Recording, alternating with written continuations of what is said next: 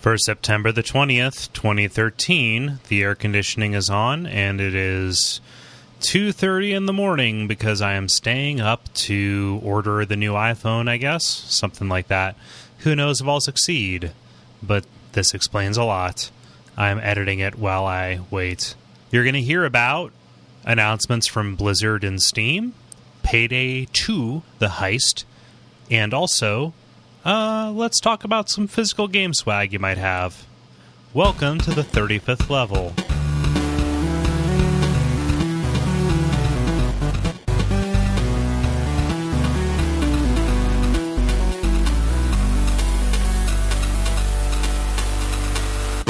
My name is Cole Ross. I'm Dennis Furia. I'm David Meisman. And you are listening to The Level, a podcast for people who love video games. Ben will be joining us here pretty quick. He got delayed at work.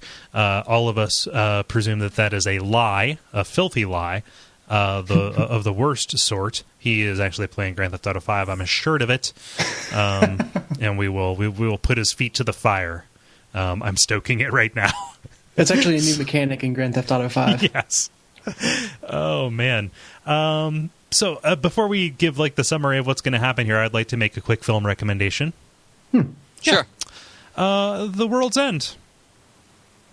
Oh, Simon Pegg? Yeah. It's really fucking good. I've been meaning to go see it. It's good. Which one's this? It is the one about the pub crawl.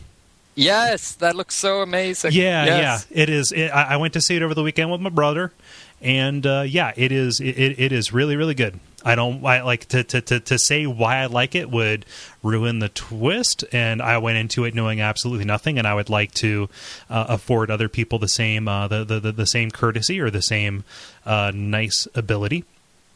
So yeah, I'm not going to reveal too much about it, except to say it is a proper follow up to both Shaun of the Dead and Hot Fuzz, both movies I also really enjoyed. Nice. Simon Pegg plays a really good degenerate. Yeah, that he does. Yeah, Nick Frost plays a good straight man. It's actually a nice little inversion of what they usually do. But this isn't a podcast about movies. I just want to get that out of the way first. This is a podcast about video games.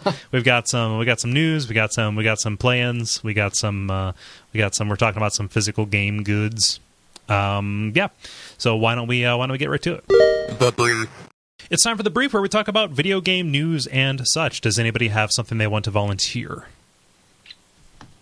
Yeah, I've got one that's less of a news story and more of a just thing people should see. Okay. Is it The World's End? Yeah, I want to come back to that. I know it's been a bit since we... No, I just put it into the robot. But basically, there is this really, really cool thing going on where video games are getting mashed up with the ancient art of Japanese wood printing. And several of these images have been making their rounds on the internet. It is the most badass thing I've ever seen. Let's see. This will be in the show notes. Yeah. That is Duckfeed.tv /LVL/35. Yes. But it's, I guess, a collaboration between Jed Henry and David Bull. And it just basically takes a lot of popular, familiar video game characters and puts them into this really, really iconic Japanese wood printing style. And it's just, you kind of have to see it to understand the effect, but you'll instantly recognize the style. And then you'll kind of, after looking at it for a couple of seconds, recognize the video games that it's from. And it's just really, really creative and really cool. Yeah, it's a very fun exercise to see what you recognize here.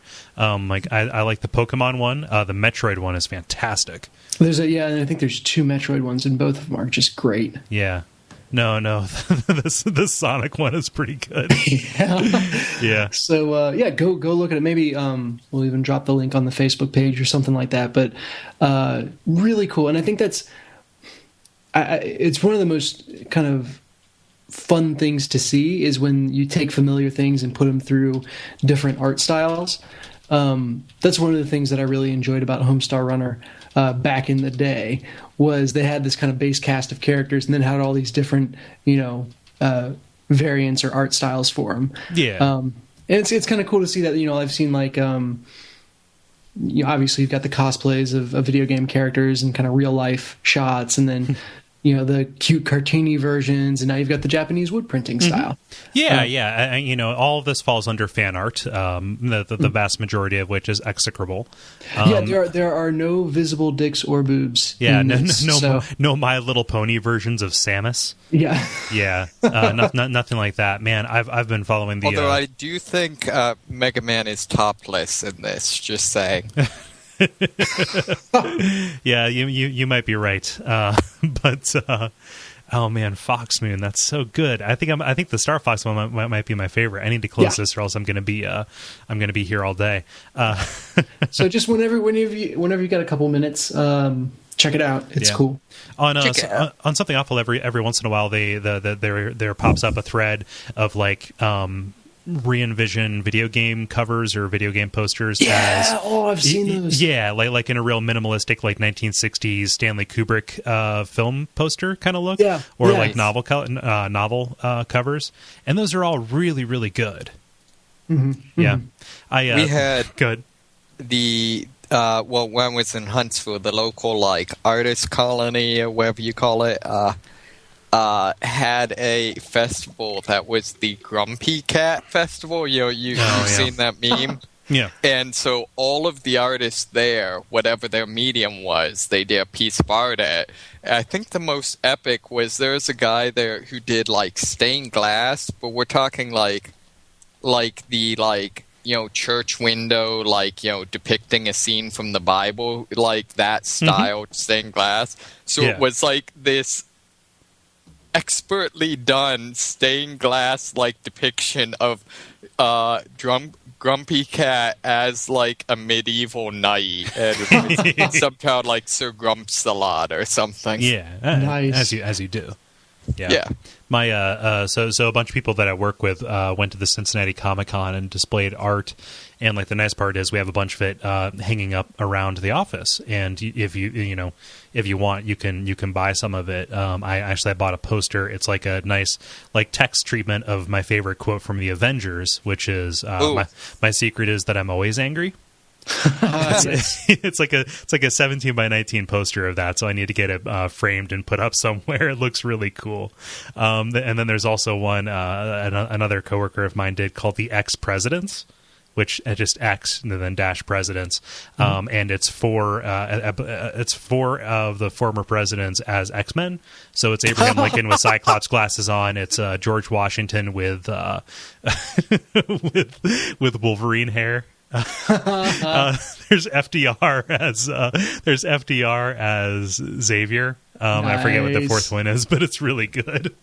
I generally don't like crossover fan fiction, or not fan fiction, but fan art that much. But this is comic book / history, so I think it's a little bit excusable to a certain degree. But that's awesome. David just showed the picture of what he was talking about. Like I said, it's kind of it's like a very easy way to do some fun creative stuff. Oh yeah. And I won't pretend it's like high art or whatever, but really just appreciate it for what it is, and it's pretty cool. Mm-hmm. Actually, I've been to Dragon Con. There's a lot of highness involved. A lot of Oh, cool. So I'm gonna go ahead, picking between two of them. I think one is more significant than the other, and I think David, you might pick this. You might pick the other one. So this is relatively old news. It was announced before last week's episode came out, but we're time shifted. So what? Deal with it. But Steam announced and is beta testing its sharing program or lending program. Oh, right, yeah. Have you guys seen this? Have you heard about this? No, actually, I missed that, which... Yeah, so the way that this works out, you have up to 10 trusted people, friends or family or whatnot, and they get complete access to your library, unlimited. They can play the game and beat it. Only if games opt into it, obviously. And so, like, if I'm sitting here, one of you guys was like, man, I'd really like to play Amnesia and the Machine for Pigs, but I don't know if I want to spend $20 on it. Oh, Kole has it, so I can sign in, I can see his library. You play it, and then you just get kicked off if I start playing that game. Nice. Yeah. So, like, it's supposed to be like a digital equivalent of lending somebody your disc. There's a little bit of ambiguity around it, and obviously it depends on publisher. It depends on publisher participation. I think the biggest thing that my biggest question is they say like you share your library, and it's you get kicked off if they're on your library. So, like, if I'm playing Amnesia and somebody else decides to play like Gunpoint or something. Or, if you're playing Gunpoint and I sign in to play Amnesia, will it knock you off of that if you're playing a different game? So can it just be that neither of us are playing the same game at the same time, or neither of us are playing any game at the same time? Yeah. That could create some real funky etiquette where it's like, man, I really want to play Saints Row 4 and I own it, but I know if I log on to it right now, I'm going to kick my friend off. Maybe I better send him a text and give him a heads up, just make sure he can... save. Or, well, the insidious part about it, and why Steam is comfortable doing this, I think, is because because when you get kicked off, like you have like 5 minutes, like a little pop up says, "Hey, you're about ready to get dumped. Maybe save or find a stopping point or whatever," and then it gives you an option to either quit yourself or buy the game yourself. So it's like, hey, you like playing this game? Do you want to not have this stupid thing happen? Just buy it, you dummy. So. I don't know. I think that's cool. I could see that being useful for like us, Yeah. But yeah, you're definitely right, Dennis. There could be some weird etiquette around it if that is in fact the case. At which point, I think the borrower recognizes that they're borrowing a thing. And not just drunkenly stealing it. Or no, not just stealing it from their friend while they're drunk. Oh, I was also drunkenly stealing it. I suppose. There's a whole lot of drunkenness going on. There was. Who really can remember what happened or who stole what from who? It was just so long ago. There's physical evidence. You have Saints Row the Third, and I don't. Well, in the metaphysical sense, who really owns anything? It's shouldn't we all just try to stave off this illusion of possession? I'm sorry, dude, I can't do this. Yeah, no. I stole it. You can't. Yeah. If I ever see you in person, I will give it back. Yeah. I just never see you in person, even though we're like 15 minutes apart, which needs to. True. We gotta fix that. But Cole actually has a strict policy that we can never meet with him in person. It has to go all through couriers. Yeah, you never touch Howie. All right. I'm just gonna wrap it in a brick and throw it through your window and wrap it in a brick. Chisel out a brick case for it. Yeah. I don't know. Yep. So I think that looks real neat. Who knows? David, how about you? You got a story for me? Yeah, a little bit minor, but I think it's kind of cool. Blizzard has announced that they're getting rid of the auction house in Diablo 3. I spotted it. I called it. Yep. Nice. So, I think this is actually really interesting. Yeah. I mean, I don't know. I think it's interesting that a company is able or is willing to say this straight up that we basically screwed it up and we're just going to fix it. Mm-hmm. The other thing, though, is I think this will make the game a lot better game. Yeah. Mm-hmm. Is the game balanced around not having readily accessible items, for your character like that? Yes and no. So like my understanding was you just got a bunch of loot and it assumed that if it didn't fit you, you would just sell it to get whatever you needed to buy stuff that actually would. See, the problem with it is the game's all about loot. That's basically what Diablo is about. Yeah. And you you always have a bunch of loot. And what this basically did is there's so many people playing it that what you have is always what someone else has, and what someone else has is once rather, and what someone else has is always what you want. Yeah. So in effect, you always have exactly what you want without any effort. So, like, it was basically never in my best interest when I was playing the game to be like, I found these loot items, and I'm gonna think about what what the pros and cons of this, and oh, this isn't exactly the stats I want, but it has this advantage. Is it worth it? The answer was always, it doesn't have exactly what I want. Sell it and buy exactly what I want. Yeah. As opposed to just playing enough until you got the thing that you wanted. Right, yeah. So it was one of those weird things where, I read some, some people online saying, they didn't really like it and kind of that they're getting rid of it. And saying, if you feel like that's a problem, just don't buy from the auction house. Which I can respect, but it's one of those things where it's just... it just doesn't work. Yeah, it's still there. Like, and the game, for better or worse, was probably still designed with that in mind, Right. Yeah. So I want to read their quote around it because I think it's really interesting. They said, this is Blizzard's production director, John Haidt.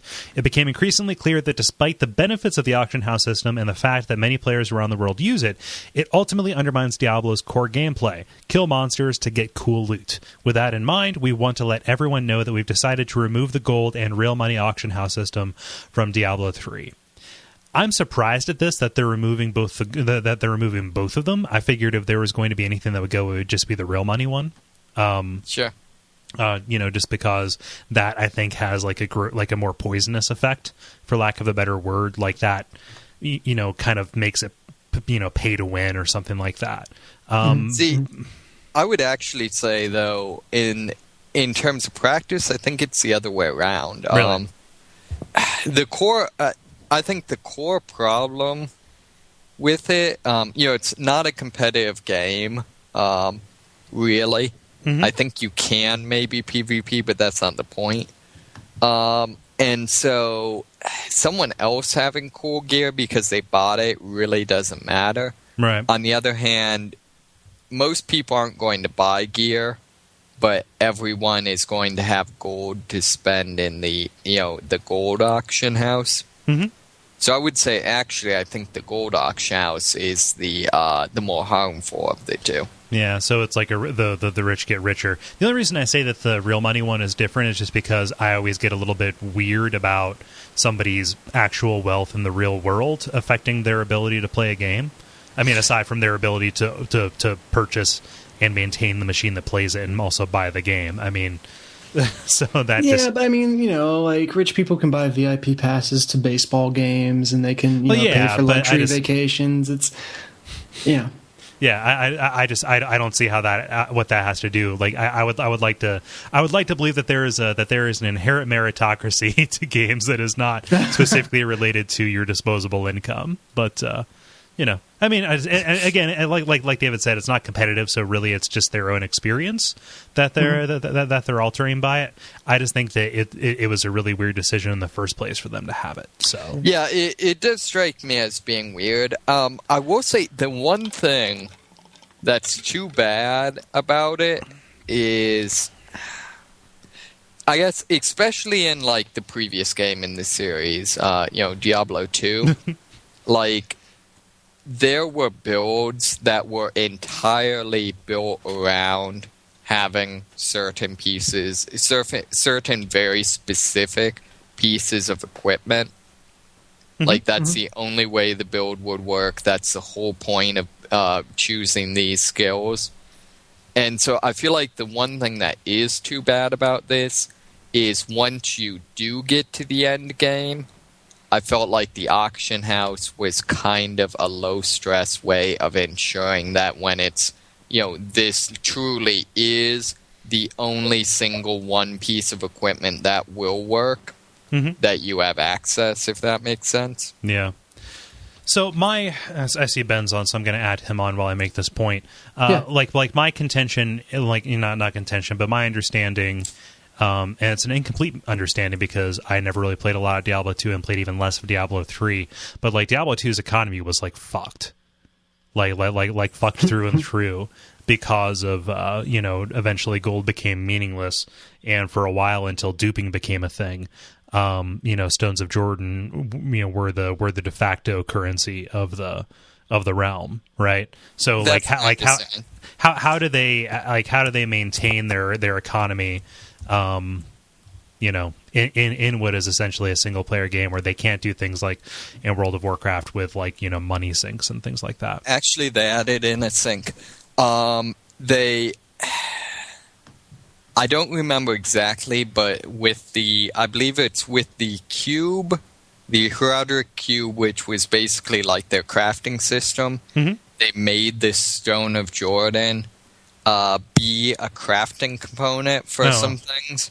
I think maybe it was something along the lines of like very, very high-end gambling, where it was like, you do this recipe with this Stone of Jordan, and it would always give some like ultra epic level gear, but it might not be exactly what you wanted or something. And the other thing they did is, and I don't remember the specifics, but they did some sort of thing where when a certain number of the Stone of Jordans were sold, it triggered, or something. Yeah. It triggered some world event that was kind of like the basically, like, there's one, it was like fight all 3 bosses at once, and then they dropped like an exclusive weapon or item or something. It triggered some world event where a wizard cast a spell called Dissolve Gold in order to deflate the economy. Hey, Ben. Hey, welcome aboard. We're midstream. So I was going to say, I'm terribly sorry for being late. Work was not fun, so I'm having a liquid dinner tonight. Okay, on an empty stomach. That is advisable. Yeah. So, okay. Well, don't Thank you for showing up. Yeah. Sorry for my tardiness. That's cool. I won't make you do a brief unless you absolutely want to. It's funny. Today, Grand Theft Auto 5 came out, and I don't have a story about Grand Theft Auto 5. I know. Your reign of terror is over. I suppose so. Yeah. No!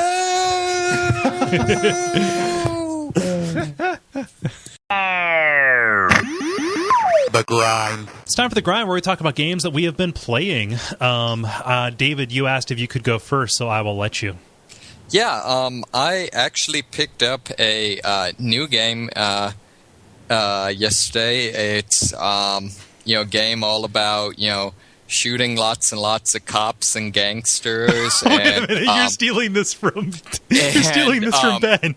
And stealing a whole bunch of money and having epic getaways. And by that, I, of course, mean I finally got Payday 2. Oh, okay. Curveball. I was about ready to stop you. I was like, Ben's been waiting to do this forever. I was heartbroken for you, Ben.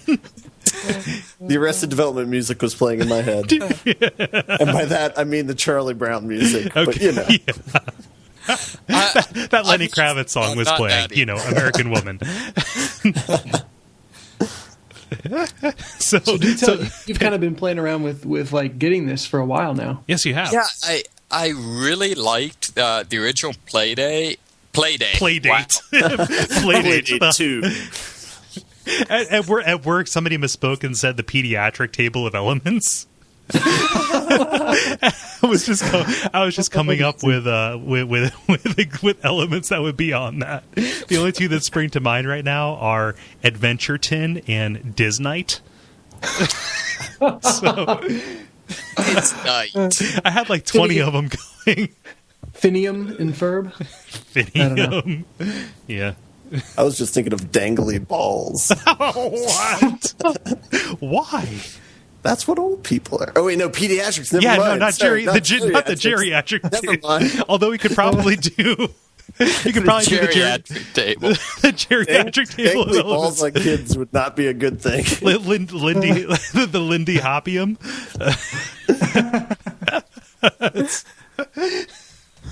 Social Security.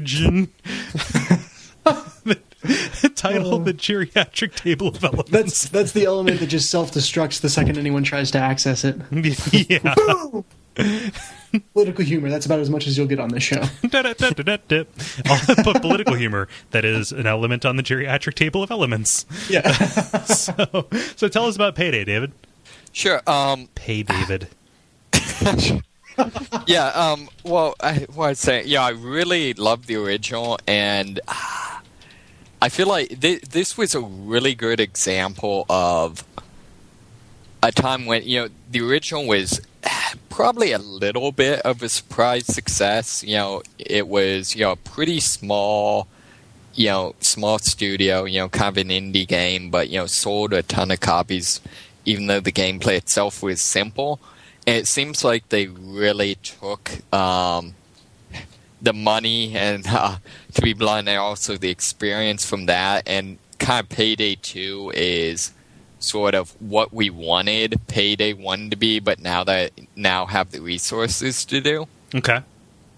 So it's much more, the original game, it was basically all shooting all the time, and, almost all of the heists basically involved, like, setting up a drill or a saw to get into, like, a vault, and then, like, defending it and then escaping. So it's some shooting, but occasionally you hold A while looking at a thing. Well, you don't have to actually like hold down. It's just running, but Okay. you have to basically. It's basically like kind of a survival thing. Point defense. Yeah, exactly. Whereas in this one, you start out in what they call like casing mode, where it's basically stealth. And so you try to get as far through the heist as you can without being seen. It's it's impossible actually to complete most of them without ever being seen. Mm-hmm. But then there's various things that can happen. A security camera can see you. Exactly. Guards can see you if you're wearing like heavy body armor. And you go walking around, like a civilian might see you and call on their cell phone. And that's actually kind of a cool mechanic because now it's not just like, you have to actually watch the civilians to make sure they don't cell phone on you when you're...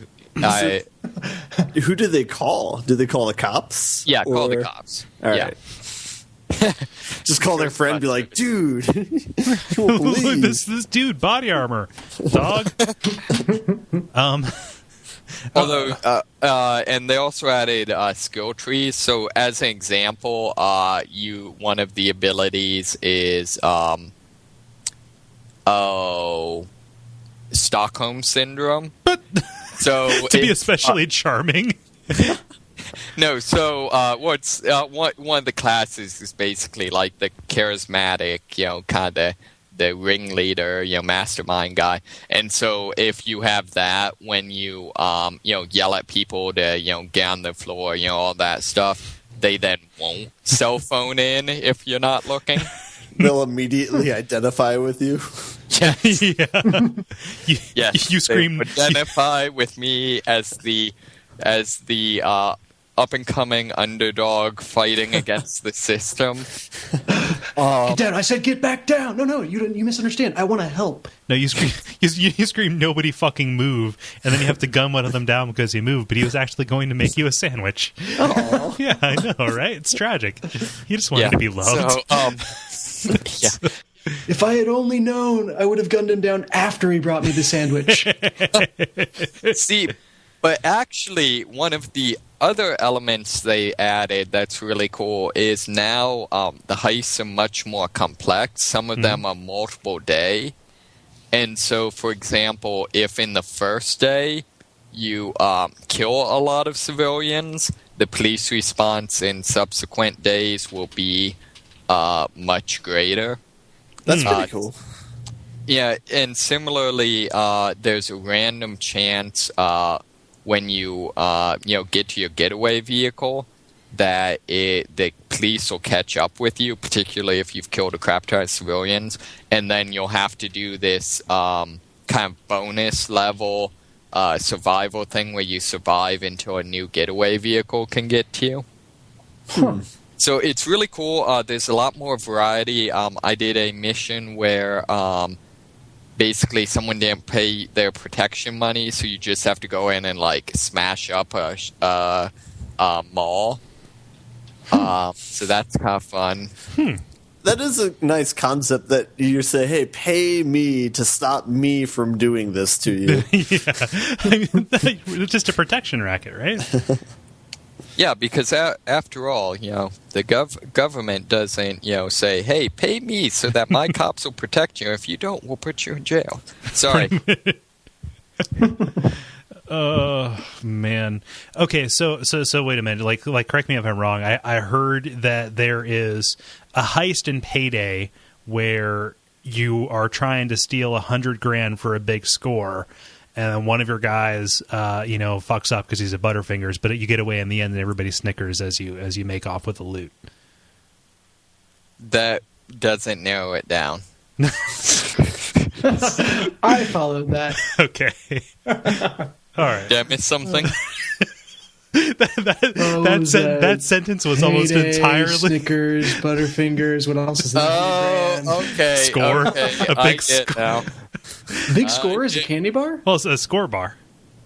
I've never heard of that before. It's like rice and stuff. Yes, it's real weird. Hershey's makes it, but it's like weird old person candy. So that contributed nothing. I appreciated it. Yeah. The one thing that did disappoint me, though, is I haven't been able to get a group yet. They have a Breaking Bad inspired heist. Where, what is it? Apparently, you're trying, instead of doing the normal drilling through vaults and stuff like that, you're trying to cook meth while the cops are attempting to kick down the door. And if you do it, if you screw up, just the place explodes. That's pretty good. Real quick intermission. I'm going to let you finish, David. However, Ben, Breaking Bad, you caught up?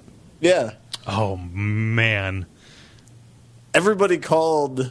We have like a death pool. I think I told you about this. We have a death pool at work. You can't not call that one, though.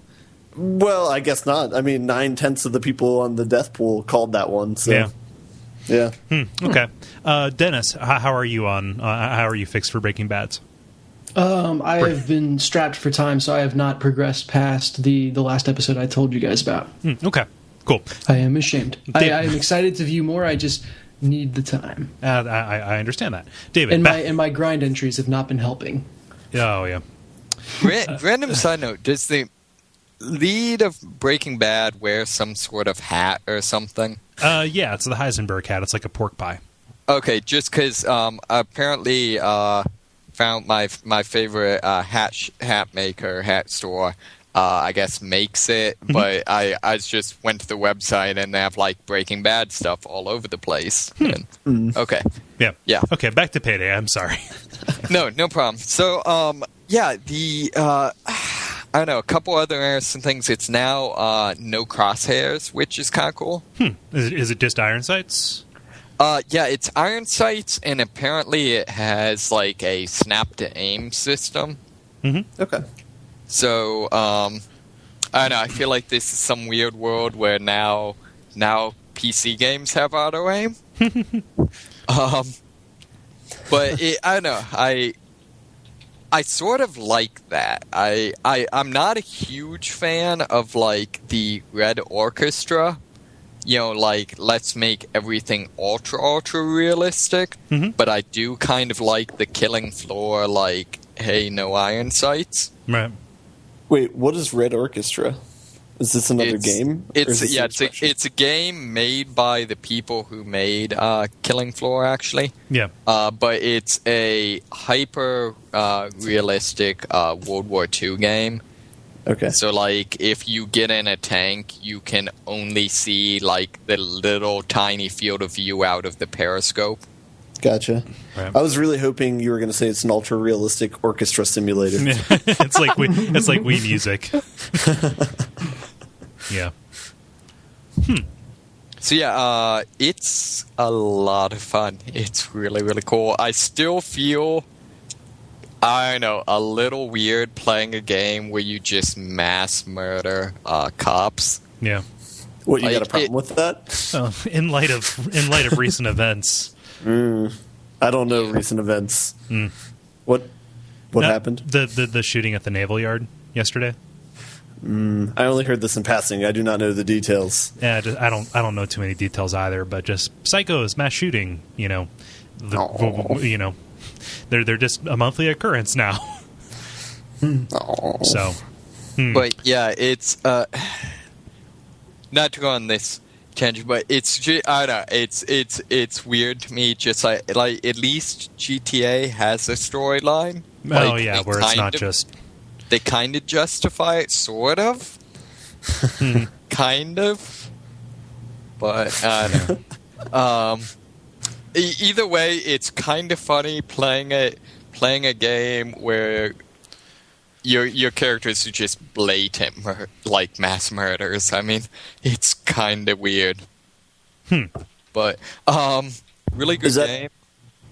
I was going to say, is the fact that they're mass murderers ever reflected in their character? Like... Not really.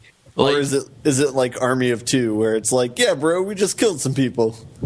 Yeah, it's more that. I mean, I don't know. I mean, the game does a good job in that you're not supposed to kill civilians. Like, that's never a good idea. You're actually punished fairly severely for it. On the other hand, it maybe kind of forgets that police officers are also innocent people. Yeah. And the police also don't take kindly to you shooting police officers as well. Yeah. Exactly. Or just, shooting them for doing their job. Not cool. Not cool. I think in general we can all agree. We can agree that shooting people is not cool. Yeah. Yeah. We're making some bold stances here on the podcast. It's a tough place to be because, I can understand this is simply the dressing that best, fits the mechanics of the game, right? And so, it just from hey, this is the setup of the game and the objectives, so shooting cops is part of that, and it's, nothing personal. It's not trying to make a statement about cops are bad. That's just how it's a heist game, just like, there are heist movies, so that's going to be part of it. But still, it's like, how would I feel if I was talking to someone who didn't traditionally play games, and was trying to tell them about Payday 2 and said, "Oh yeah, you do all this shooting at cops." I'm trying to think of a way to bring that up or a way to explain it that doesn't leave me feeling a little bad about it, or a lot bad about it. This is going to be a false equivalence, but cops and robbers, playing that as a kid, right. Or cops and robbers specifically, like this is just that, except instead of a little kid's imagination and people falling over with X's on their eyes or whatever, oh, bang bang, haha, glorifying that. I don't even know if kids still play that. I may sound like I just grew up in the 50s. I almost said, I literally almost said cowboys and Indians, Yeah. but it's have you ever seen a game of cops and robbers where all the cops explicitly die? I'm sure it's happened, but that's generally you're acting out the fantasy as a kid of the good guys winning. And I also thought about it in context of watching a gangster movie, right? Mm-hmm. But generally that has some greater subtext where you understand that the characters are doing horrible things, but there's some redemptive quality, if not about the characters, then the lesson you can learn from watching what they do. Yeah. Whereas, I don't know about this with Payday, David, you kind of said there is no greater story. What's the redemptive quality of shooting all these cops? What do you get from that? Again, how would I explain this to someone who's not familiar with video games, that they would say, oh, okay, well, I could understand why you'd have fun with that. Could I jump in? Sure. 'cause I haven't played the game, so I have no information about it. But what I'm thinking it might be like is, or what I'm thinking it should be like, is like Hitman, except instead of your mission being killing a target, is to rob a bank, you know? Mm-hmm. And sure. Yeah, I mean, I don't know if the game's like this or not, but I could see getting behind a game like that where, yeah, like the idea of, I don't know, casing a joint, you're trying to figure out like the weaknesses of a place and exploit that. Like I see that more of like a chess match or a puzzle than I would like a like, hey, let's go shoot a bunch of people sort of thing, you know? Yeah. Or like, the other. Oh, go ahead. Go ahead. I was just going to say, like, I feel like, you know, Hitman, you know, was kind of the game I thought of in comparison, and I feel like the difference is that in Hitman, you know, one, pretty much every time, I was trying to think of if there were any instances where the person you're trying to kill doesn't deserve it. At least all of them I've done in the games. This would be mainly Hitman 2. A little bit of Hitman 3, all the people basically deserved it. But the other thing is, you know, in Hitman, if you do your job, anything approaching right, you don't kill either any innocent people or very few. Whereas in this game, pretty much, like, unless you're really, really good, like, you know, good enough to be making YouTube videos of yourself, you kill lots of cops. Okay. Yeah. And I guess and it's more just the, kind of like you say, there's not that narrative where, you know, it's not the gangster movie where it's like, we're killing gangsters and dirty cops. And some of it's just weird, because it kind of tries to do this element where, like, oh, a number of the heists are like, we steal something for a dirty politician and then use that to blackmail that politician to get his money. So it's kind of like a stick it to the man type of thing. Mm-hmm. But it's like, yes, but you killed literally 200 police officers in the course of doing this. Yeah. 200 less guilty police officers than the one politician, I imagine, too. Right, exactly. So like what I'm arriving at is that, like, the theme doesn't matter for this.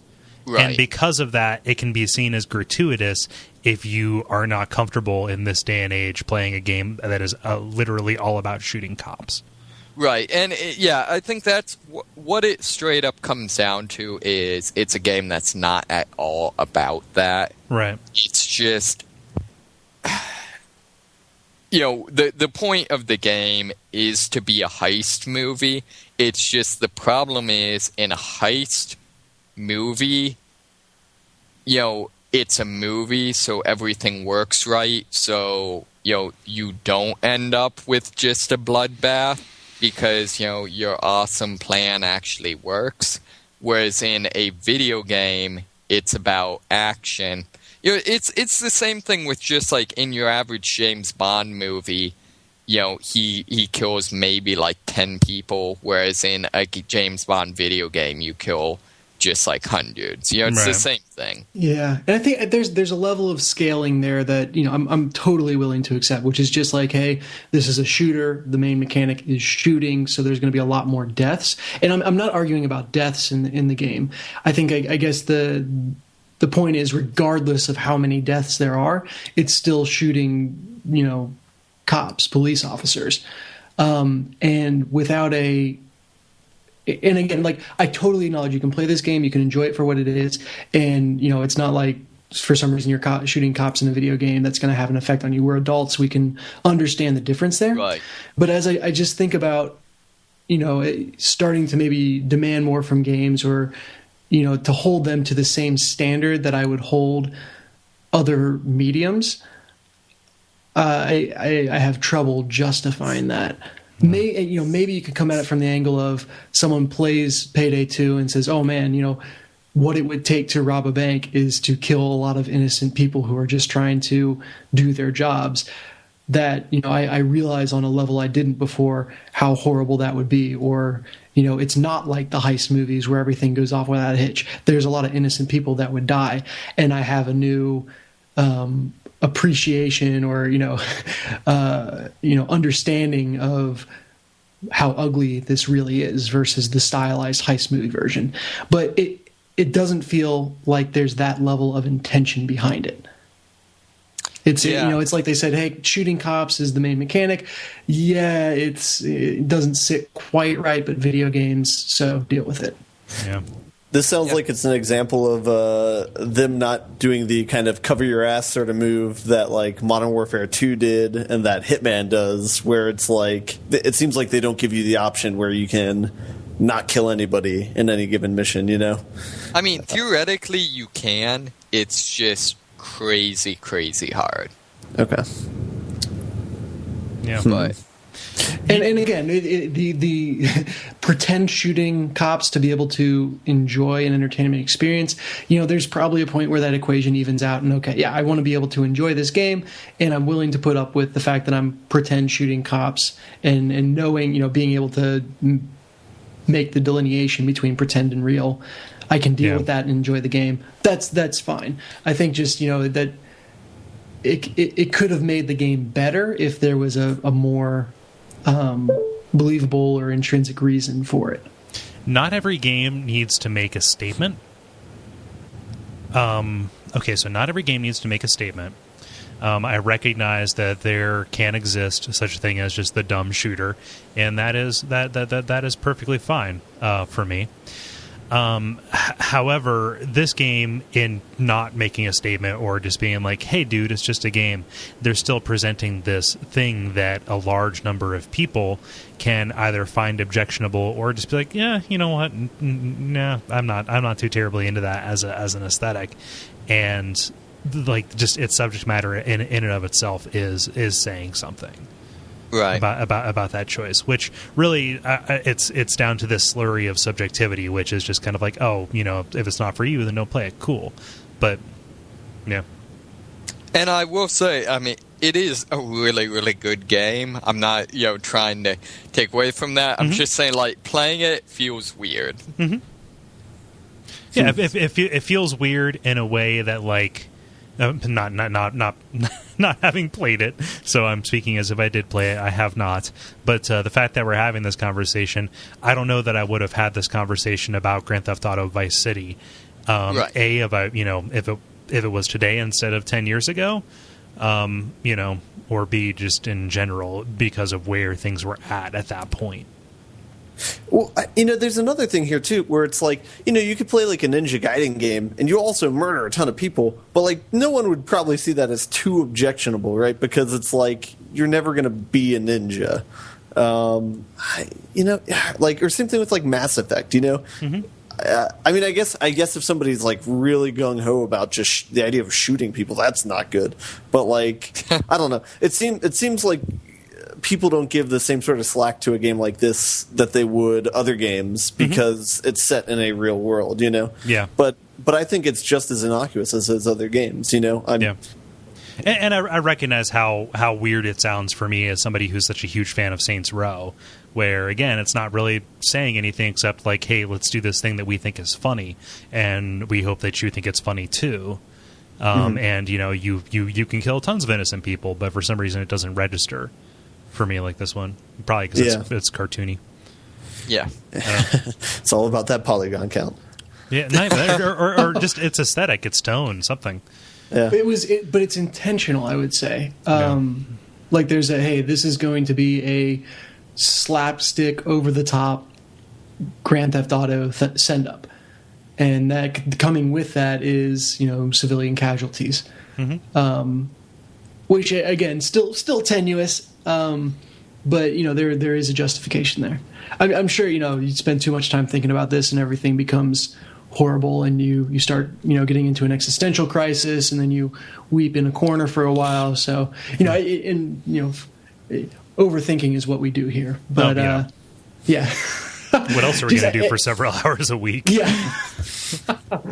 it's just interesting because I feel like we're getting to the point where we can start asking more of games, and again, not to condemn games like Payday 2, but just to start looking at it with the eye and saying, wouldn't it have been great if there was even another layer to it? All right. Yep. I don't know. Do you have anything else to say about Payday? No, although I did actually have one other quick game. Okay. Have you seen Card Hunter at all? Card Hunter? No. Yes. This game, actually, I think you'd probably love. It's basically, it's free to play. It's a not real time, a turn-based strategy game, sort of like Ogre Battle or Ogre Tactics or whatever, or like a Final Fantasy Tactics, that sort of thing. Mm-hmm. With the exception that you draw cards each round that tell you what actions. You then play those cards over the course of your round, going back and forth with your opponent in order to move and attack and stuff like that. Mm-hmm. And kind of the real. The way that's set up, there's just a lot of real interesting, it's real well put together gameplay mechanics. Mm-hmm. But then from a, kind of metagame thing, the cool twist they have is that the equipment you equip your character with changes out the cards. Okay. So like a given piece of equipment might have like 5 cards associated with it, and so it'll change out those 5 cards in the deck. So for example, the boot equipment slot, generally speaking, will give you cards that allow your character to move. Mm-hmm.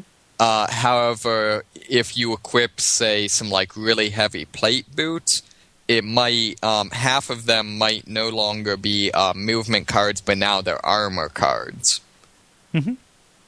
Or one of the interesting things is a lot of the equipment, a couple of the cards are explicitly harmful to your character. Huh.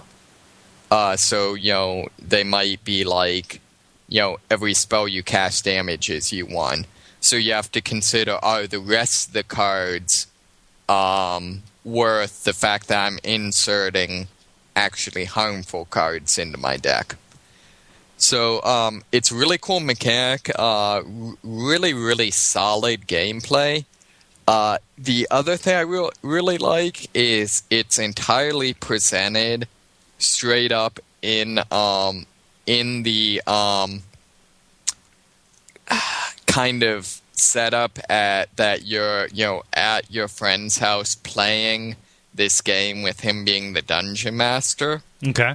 Huh. Like to the point where like halfway through one of the adventures, one of the dungeons, the pizza delivery comes, and the dungeon master then proceeds to have a couple lines of dialogue where he awkwardly tries to flirt with the delivery girl.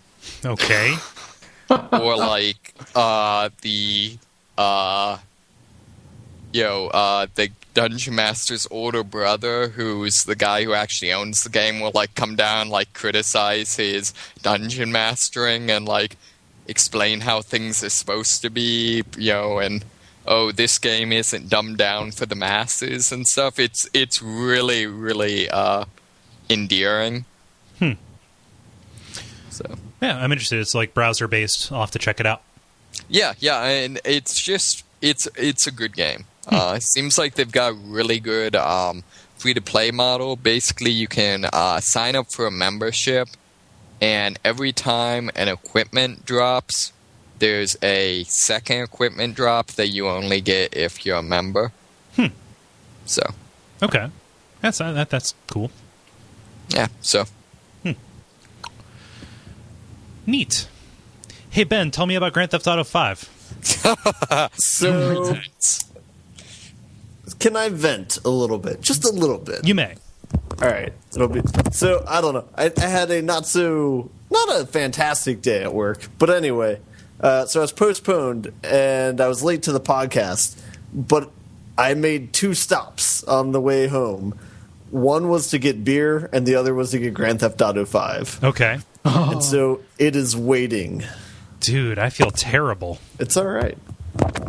Don't worry about it. Okay. It's one of those things. It's a game that's so long. It's not like people are reviewing this and saying like, "Oh yeah, that was a great story." It's like, "Oh hey, yeah, I started it, and it seems like it's really cool." So, it's whatever. I'm not planning on beating this in a night. So, I would be impressed if you beat it at night. I would. I would be surprised sad. if you didn't have if you didn't have the whole the main story beat by the next episode. What? You're going to be surprised then. Oh, okay. I'm a completionist. I know. The main story. I'll stop and do all the. I know, but I stop and take all the photographs or get all the oysters or whatever. Yeah. Smell the roses. Smell the prostitutes. Gross. Smell the roses. Kill the hobos. Jeez. Jeez. Well, I mean, they were getting all over your roses. What were you going to do? Oh, well. Well, I didn't mean to provoke you with that question. I was just curious if you... the timeline I do not didn't feel work provoked at all. It's all good, dude. Yeah. Well, have you been playing anything in the meantime? I mean... I thought about this. I do not think I have played a single game between now and last week. Oh, okay. So, my apologies. Huh. I've been... Yeah, you don't need to apologize to me. I'm pretty much the same. So Can I make a preconceived joke? Sure, if you want. Kole, how have you liked the game Amnesia?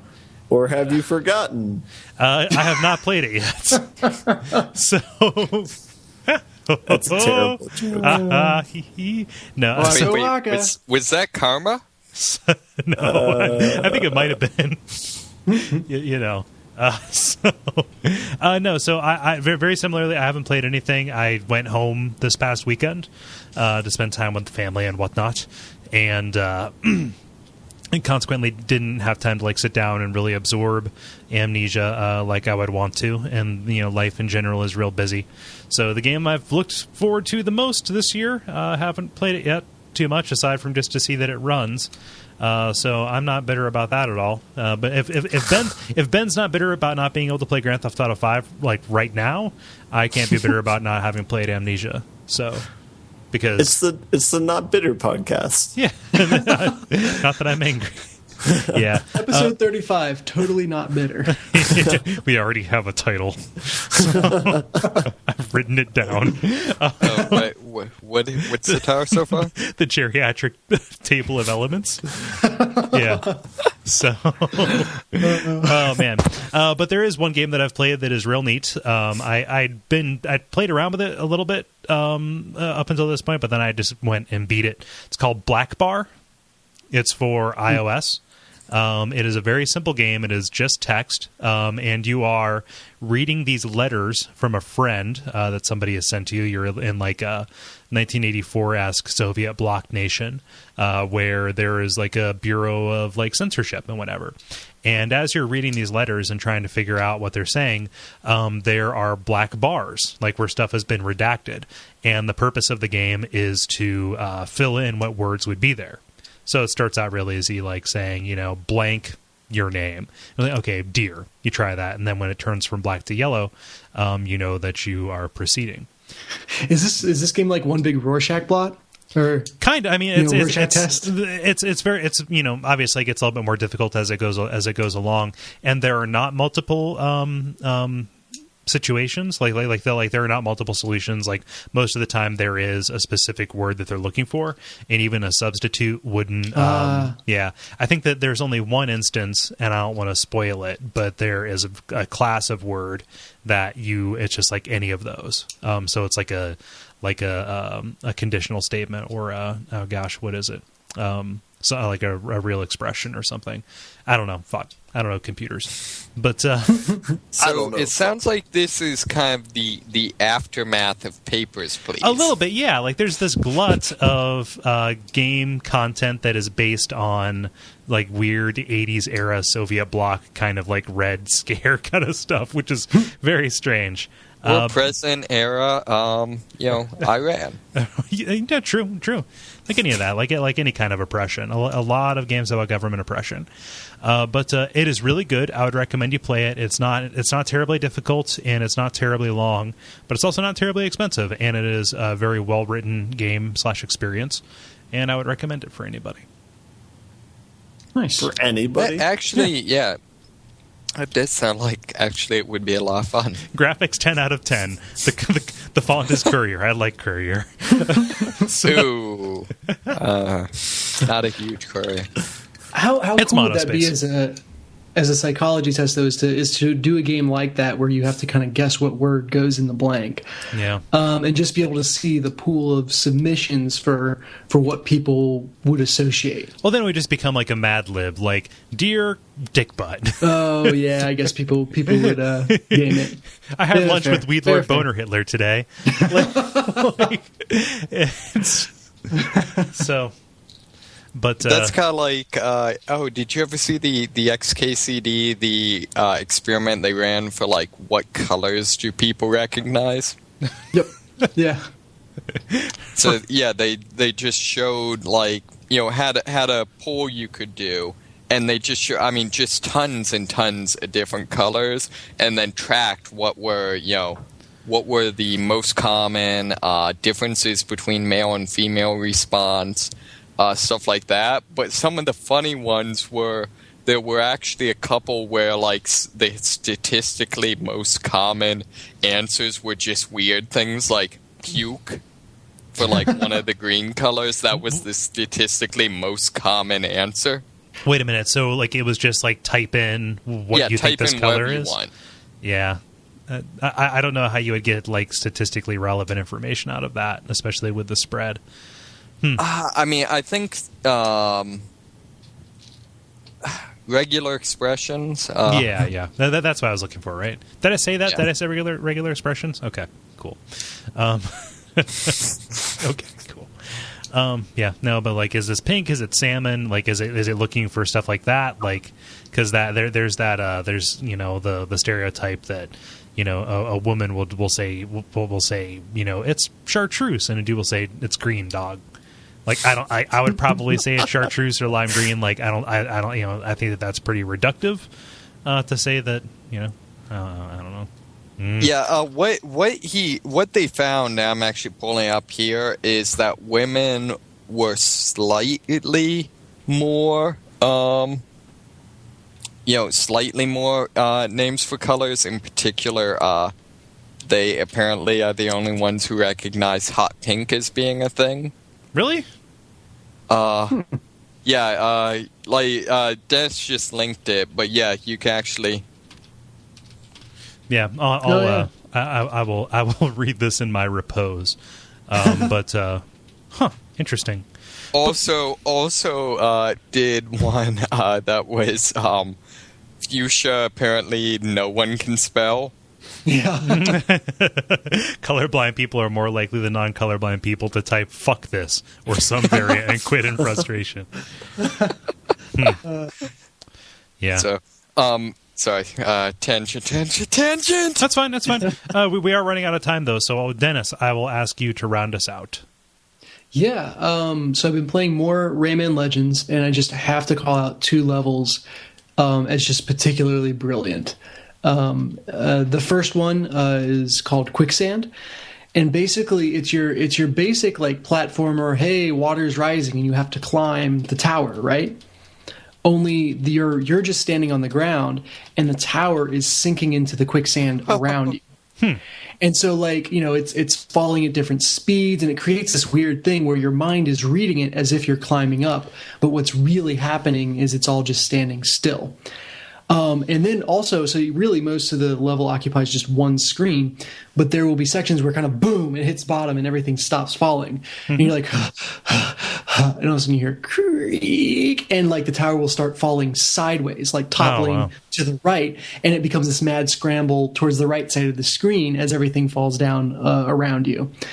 And just, they do all these variations on how the tower could fall into the sand.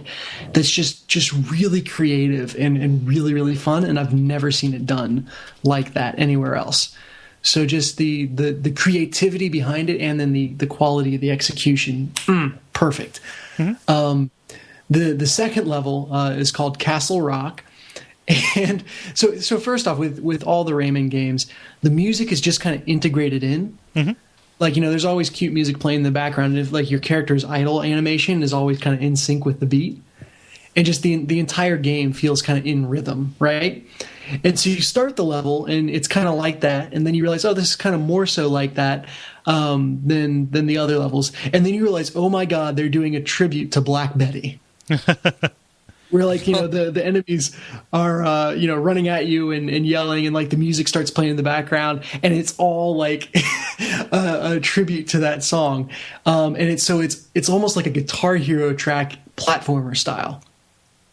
And it is hilarious and amazing, and just this great little surprise treat at the end of an area. And I hope they do it at the end of every area, because it's absolutely phenomenal. Yeah. But if I wasn't in love with the game before, which hint I was, I am head over heels in love with it now. Yeah. Just the most creative, the funniest, and the most fun that I've had with a platformer. So this is crazy, because that is the most played out genre, a platformer. Like, people have been doing that for 30 years now. Maybe even more than that. Who knows? I don't really know what year it is or what year platformers started. And also, this is a massive publisher. This is it's a massive studio. Mm-hmm. Who you would imagine would stay towards. You imagine that they would be status quo all the way. But they aren't, and in fact, they're doing some of the most interesting stuff with a platformer, like outside of like very specific indie things, which I could cite. Which I don't know if you can call this AAA, but if it is, it gives me hope for AAA. It's published by Ubisoft. It's developed and published by Ubisoft, dude. Like, that's about as AAA as it gets. Yeah, it's weird to say that, but just, man, is that game a bundle of joy? It's a little indie film, like who distributes you? Paramount. Yeah. Well, I mean, does Nolan North voice anyone? I think that's the true measure of whether it's AAA or not. That's how you get your third A. The third A stands for North. Yeah. And then I've also been playing Demon's Souls. Which people who have listened know that I tried it, got it out from GameFly, and then rage quit about the Valley of Defilement. Mm-hmm. Didn't get it. The game was stupid. I couldn't beat it quickly. Then I found Dark Souls. Thank you, Kole. Mm-hmm. Then I found Demon's Souls again, and it's like coming to a whole new game. The skills from Dark Souls truly transfer, so I feel like I was able to jump in with much more aptitude than I had before, and it's been really good. Again, cross-plugging the Bonfire Side chat, you guys kind of call out that this is not a prequel, this is not a spin-off, this is not a lesser version. They're similar but equal works, each with their own unique pieces, and so far it's really felt that way, and I've appreciated that. In my tradition of just going for the heaviest hitting thing I can find, I've gone for a meat cleaver night. Oh yeah. And it's just this gigantic ass meat cleaver. That's what I'm doing on my current playthrough, actually. Really? Oh, yeah. Good. Yeah. So it's and I just got the stats to wield it one handed. So that's my new toy that I'm excited about. But yeah, if you liked Dark Souls, surprise, you'll probably like Demon's Souls, unless you're like me, 3 years ago, and hated it. But I've come around. That's something that I've seen in the responses is like at least a couple of people have said the exact same thing, which is Dark Souls was actually like excellent training to get me back into Demon's Souls. Yeah. So the one complaint I have is basically like to listen to any of the episodes now that I'm through the tutorial in the Nexus. Again, talking Bonfireside Chat, listen to it.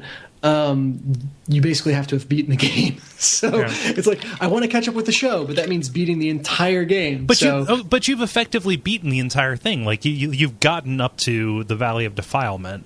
Like, and you did them. That's 5-2. And I'm only making this assumption because you said it, so it's not really an assumption at all. But you were playing through them sequentially before, right? So you were like right before, the end game, and we're not doing spoilers on the end game, so you can totes like play it. Yeah. I guess it's a matter of how much I remember. So I mean, I tried to do it sequentially, as in like 1-1, 1-2, 1-3, 1-4, and that didn't work out. So I think I was on some sort of pattern of 1-1-2-1, 3-1, 4-1, 5-1, and 2-2-2. So I guess I got a good chunk of the way into each one. So I could probably, I don't know. So my personal podcast listening strategies aside, I'm really enjoying the game. Yeah, and I don't think I would have appreciated it nearly as much if I hadn't have kind of gone through Dark Souls to get to it.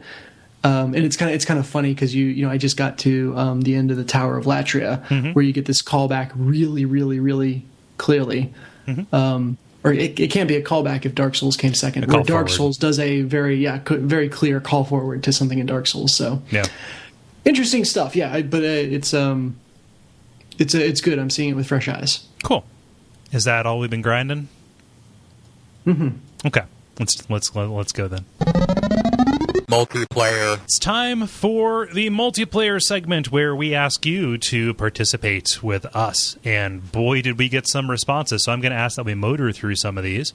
Dennis, share with us what the question is. Yeah, so this is about video game swag and not swagger. Stop that. Don't use that word that way. No. Stop using that word that way. Your swagger privileges are revoked. This is not also the acronym for stupid wild ass guess, which I've also heard it used that way. Stupid wild ass guess. That's the worst. Yeah, that depresses me. But this is just a swag. But I assume that everyone listening to the show has some form of swag from video games. Yeah, marketing materials. Marketing materials or collectibles or it's all that stuff that just kind of surrounds video games that probably only someone else who plays them would get if they saw it in your house. So I just thought I'd ask, who's got what do you like, and why? Yeah. And man, did we get good response. So yeah. I'm glad we asked this one. Cool. So I'll get us started, and we can chime in with ours at the end. How about that? Okay.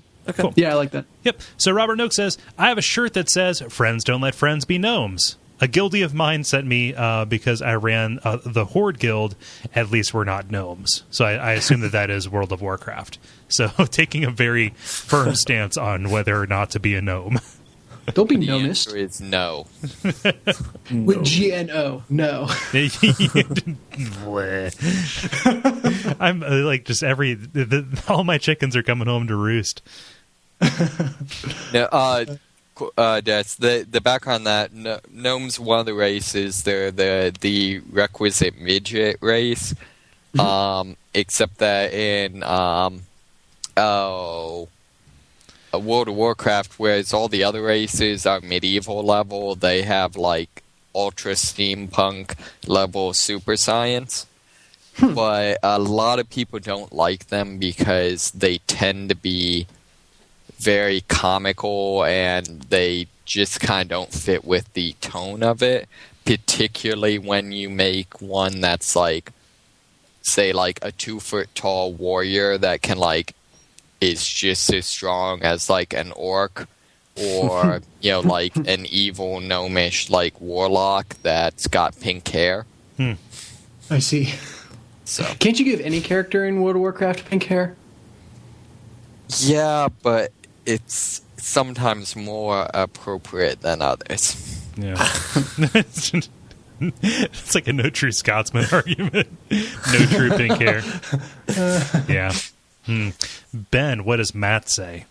The Kingdom of Loathing Feelies pack. I almost don't want to read the rest and leave it to your imagination, but it came with a Mr. Accessory, a map, a letter, some meat gems, and my favorite the aged skeleton keys. The keys just look awesome, and the whole pack just looks like it took forever to put together, which I understood it did. Yeah. So our buddies over at Kingdom of Loathing. Yeah. Yeah, David, I think I'm going to have to ask you to explain this one as well. Okay, among other things, it's one of the things they sell in their store. I've actually been meaning to buy one for a long time, so there's a good chance if they still sell them, this will now have reminded me to do it. But the most probably the biggest things that you'd need to know. Mr. Accessory is one of the important items in the game that you get for donating.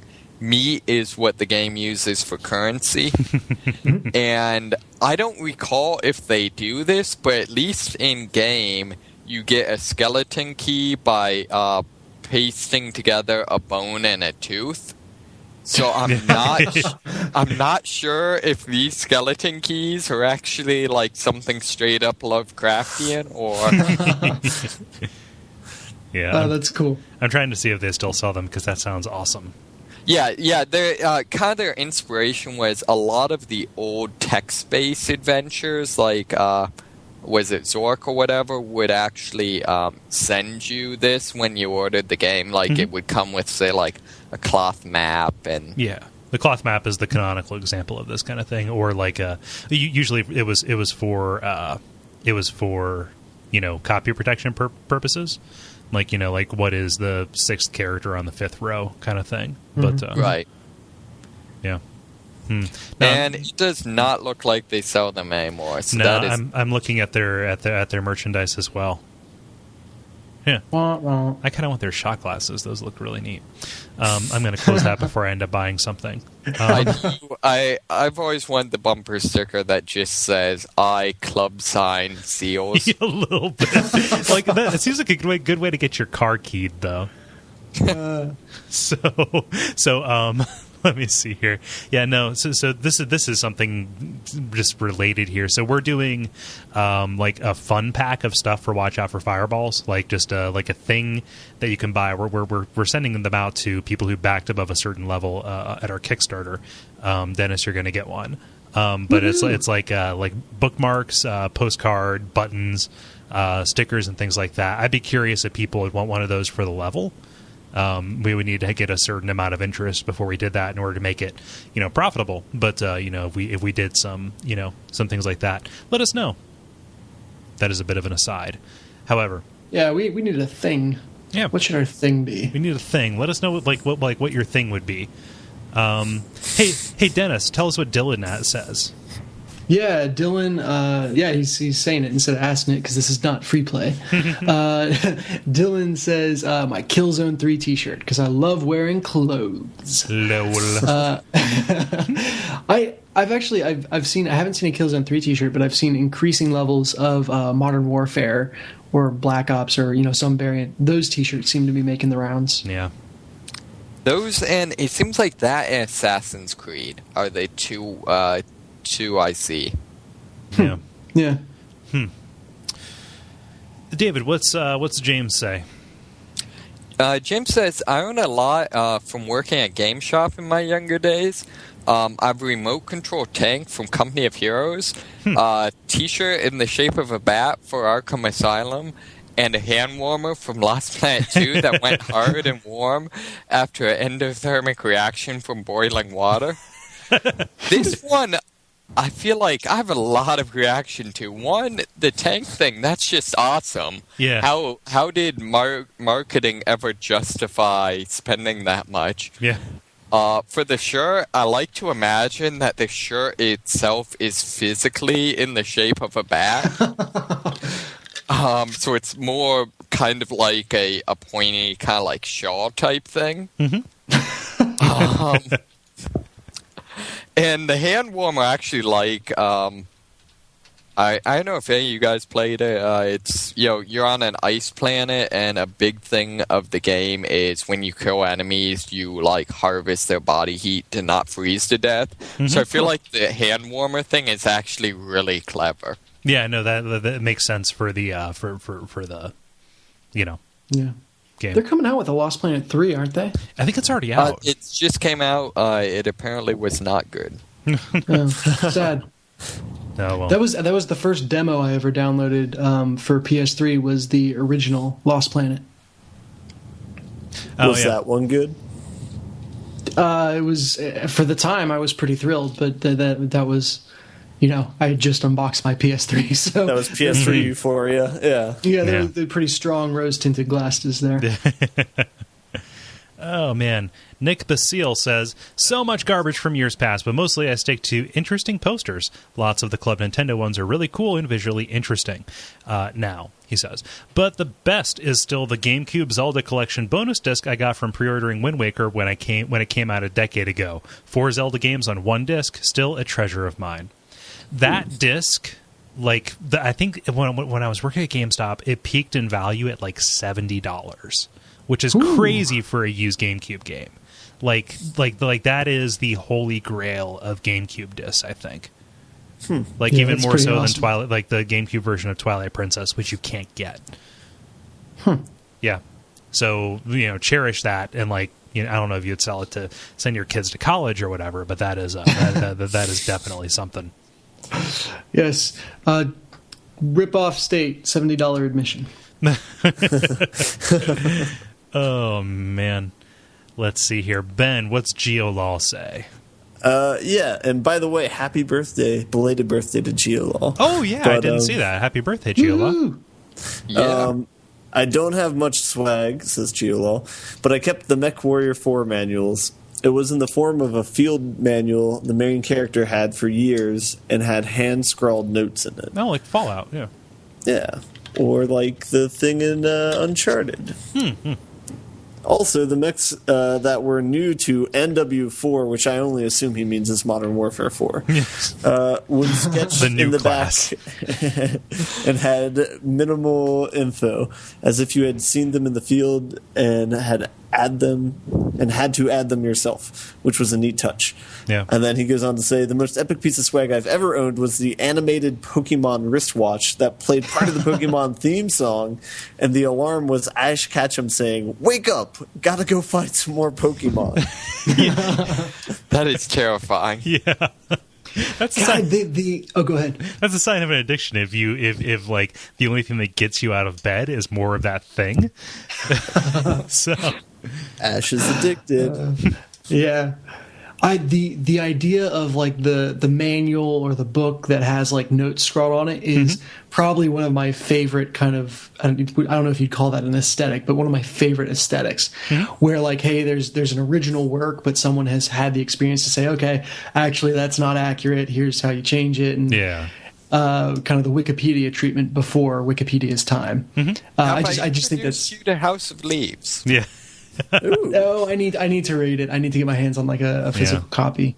But that I just, and the idea of on the back of it, there's just these hand drawn versions of these advanced mechs that there's this that's so cool. Yeah, that's really cool. I really feel. Oh, sorry, go on. I was just gonna say I'm already kind of a nerd for game manuals, and that sounds like the mecca for them. Yeah. Yeah, I really. Jeez, come on, Dennis. I didn't even realize. Shit, sorry. It's fine. Oh, Say that again. I didn't think it was intentional. No, it totally was not intentional. Let's see here, David. What does Daniel say? Huge advertising standee for Kingdom Hearts 3D and a small standee for PS1 Lunar Silver Star Story Complete. That's an awesome name. Good game, too. I've had several T-shirts that have disintegrated over time, such as Maximo and Max Payne. Yeah, that was actually mine as well, was the standees. I used to steal them on Kole's behalf when he worked on the video game vendor, which must not be named. Yes, so yeah. I want to comment on the name of that thing. How can something be lunar and star related? It's Lunar, the Silver Star.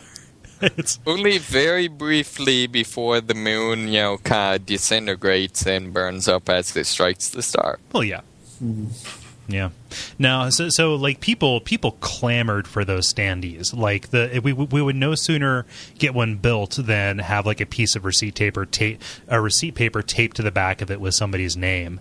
Eventually, we started like giving them out at midnight launches, just because there was so much there was so much competition for them. I never really understood it because I don't know where people are putting them, especially the bigger, more elaborate ones, right? Yeah, although my favorite was Ben and well, actually all of us, our freshman year were had that room, the dorm room.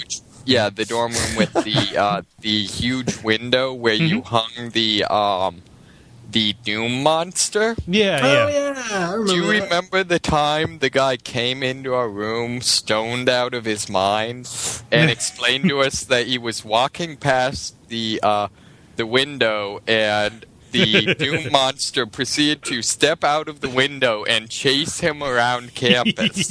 I don't remember that, but I remember getting comments because we were on the first floor right by the main entrance. Yeah. Yeah. Life in a glass house. I would like to throw out a reference to Tyler and Ben Romer, also people who lived on that floor, would get giant movie posters since they worked at a movie theater at that time.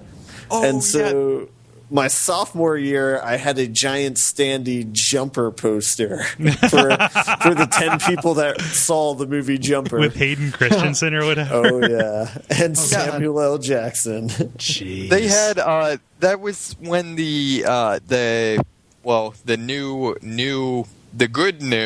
semi-good new Die Hard movie came out. Mm-hmm. So it was, their entire wall was just his head for a while. I remember. That's funny. Yeah. Yeah. I don't know. Standees, man. Let us see here. Dennis, what's Christopher say? Yeah, Chris says, no real swag. The closest would be the stuff that came with the special edition of Fallout 3. I have the bobblehead Vault Boy hanging out near my desk, sometimes laying on his lazy ass because he broke off from the stand. It kind of makes sense that it was about as cheaply made as the government spent on half those vaults anyway. It's very meta right there. I like it. And the cool tin lunchbox that the game came in. I really like that one. Yeah. Oh, he goes on, I used to have a Tetris watch when I was a kid. It was so good that it wore out the battery in like 2 hours. I've seen those before. Those are, I mean, obviously it's Tetris on a watch-sized screen, but come on, it's Tetris on a watch.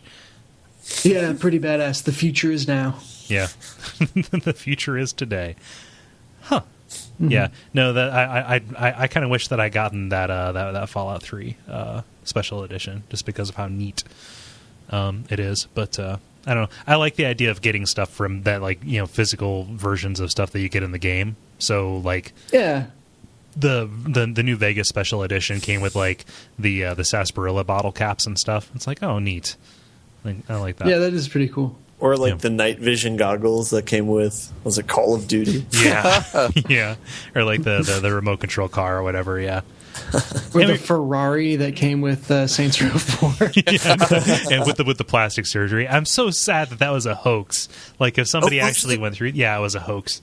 Not a hoax, like Volition or whoever the ended up publishing that, the people there, they came out and said like, yeah, we said that, but like nobody, like, don't try and buy it because you can't anywhere. So wait, it was like a very special edition of Saints Row 4 where you got like a Ferrari, like a huge like vacation and plastic surgery and stuff. It was $1 million.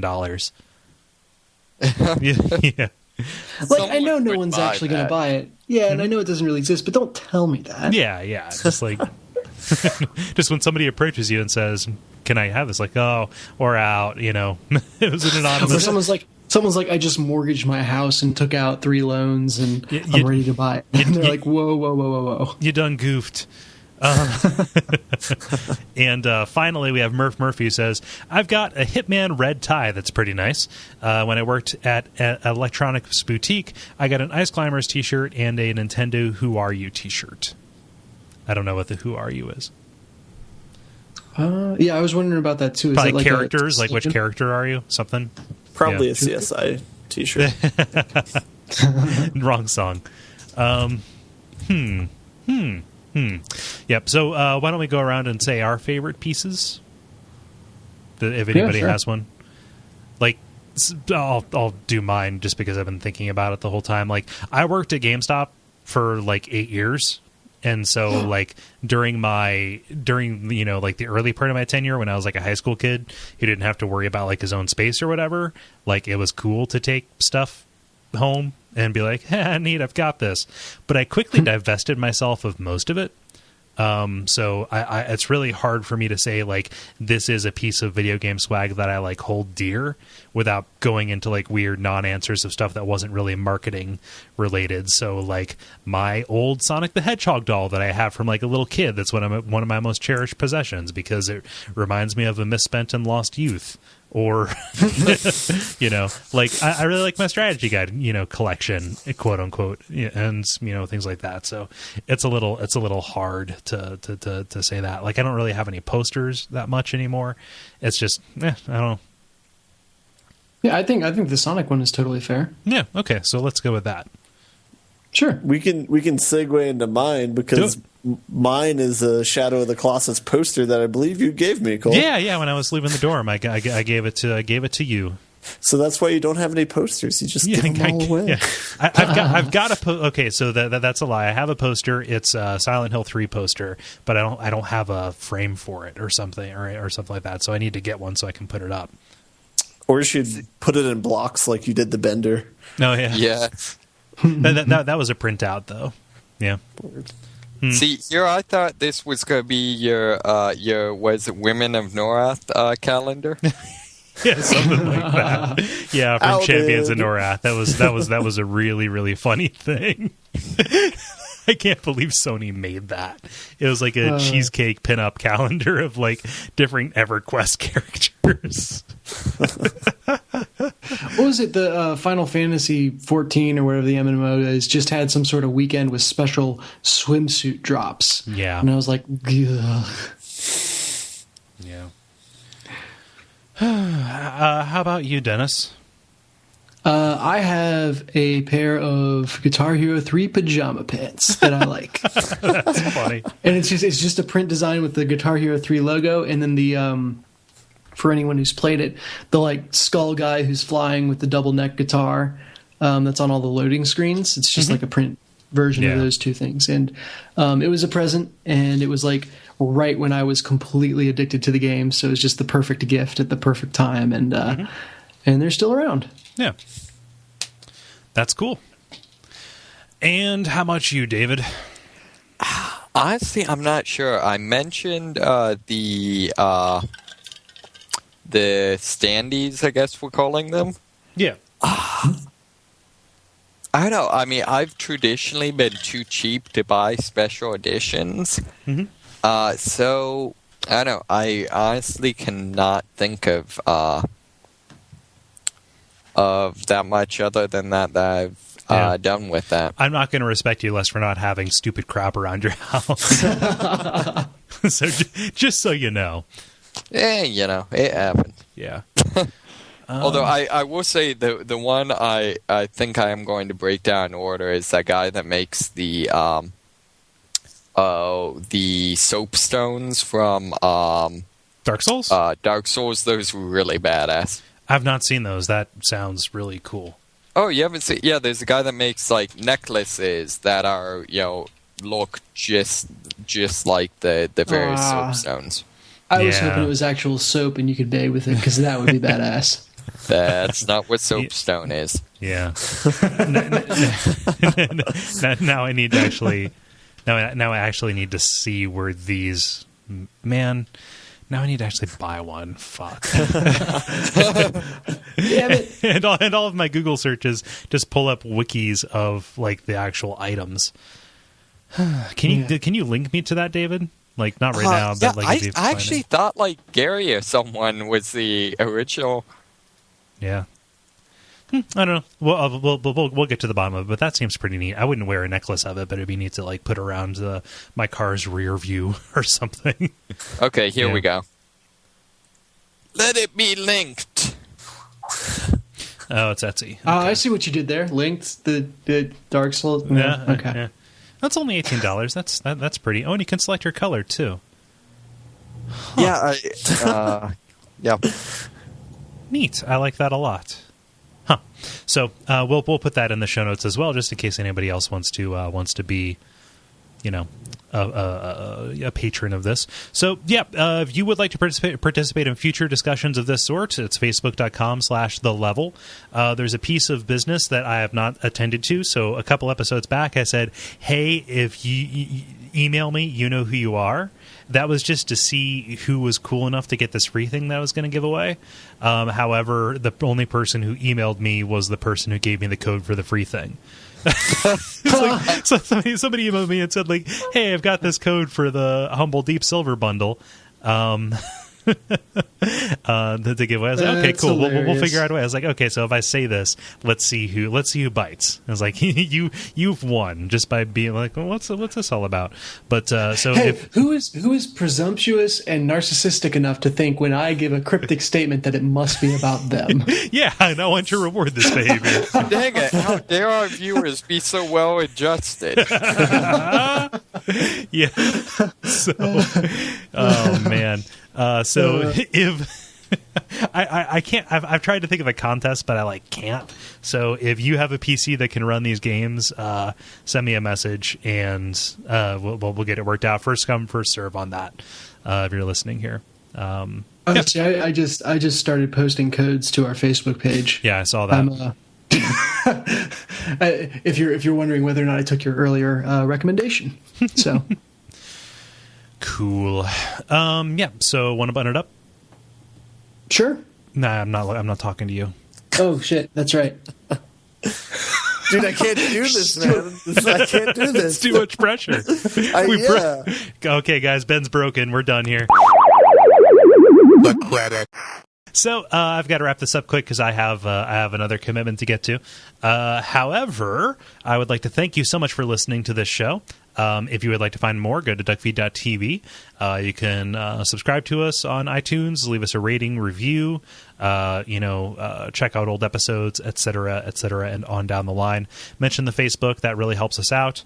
If you're a fan of the network and other shows, and you're in the Pacific Northwest, let me see here. Saturday, October the 5th at 1:30, we're going to be at the Portland Retro Games Expo doing a live show about Mario Kart. So come see us there. And we are actually, I don't even know if we can announce what it's for, but we're preceding another really exciting podcast that's going to be recording. So I don't know. I'm looking forward to that in a big bad way. And you should too if you're able to make it. It's going to be a good time. Possibly stupid question. Is this all Mario Karts, the Mario's Kart, or is this a specific version? We're focusing on the SNES one, but I don't think it's possible to talk about any of them without talking about the whole series as a whole. Sure. Okay. Yeah. Cool. Possible smart question. Are you going to go to Rogue's Brewery while you're in Portland? I don't know if we're going to have time. Yeah, I would like to, though. It'd be neat. I like Rogue beer. Rogue beer's good. It is. Yeah. Oh, well, is there anything I'm missing? The tip jar, duckfeed.tv/tip jar. Y'all are rocking it on the Amazon link. We get a little kickback from that. I changed the donation thing to go through the site as opposed to Amazon, so if that was stopping you, that is, and we're not asking for that. We don't really need it, but that's there if you're interested. All right. Anything else I'm missing, you guys?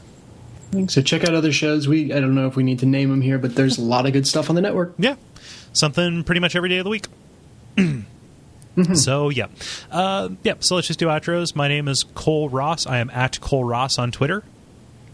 I am Dennis Furia at DFuria on Twitter. I'm David Moneysmith at Moneysmith777 on MySpace. Okay. Actually, Twitter. Ben Merkel at Merkelizer on Twitter. Yep, I don't have a witty outro. Thanks, guys.